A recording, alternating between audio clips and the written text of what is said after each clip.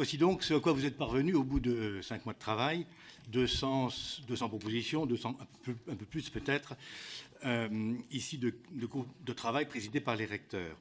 Pour nous, ces propositions relèvent de l'inventaire à la Prévert. Elles ne sont pas du tout à la hauteur de l'enjeu que représente pour notre pays une véritable réforme de l'enseignement professionnel. Quand la fumée de ces propositions se sera dissipée, que restera-t-il au fond? Il restera les 4 priorités du président de la République. Les périodes de formation en entreprise seront rallongées. Les co-interventions pédagogiques entre maîtres de stage et professeurs seront augmentées. Les périodes en entreprise seront valorisées, ce qui là est une bonne chose. Et la carte des formations sera rabotée.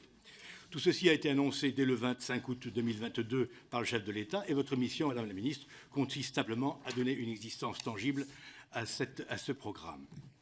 Nous considérons, pour notre part, que vous êtes en train de déstabiliser et même de déconstruire le lycée professionnel, qui pour nous est le conservatoire de nombreux savoir-faire qui sont la signature du génie français dans les métiers des arts, de l'industrie et des services. Nos préconisations, car nous sommes positifs, sont les suivantes. Il y en a 5 et pas 200. Il faut impérativement que les élèves de LP bénéficient d'un renforcement sur la maîtrise des fondamentaux. Ça évitera le décrochage. Il est capital qu'ils soient dotés d'une bonne culture générale, assurée par des professeurs et non pas par d'improbables binômes.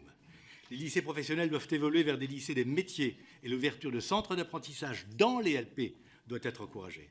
Afin qu'il n'y ait point de discipline générale au rabais, nous pensons que l'enseignement général doit relever d'un tronc commun aux secondes pro, technologique et général.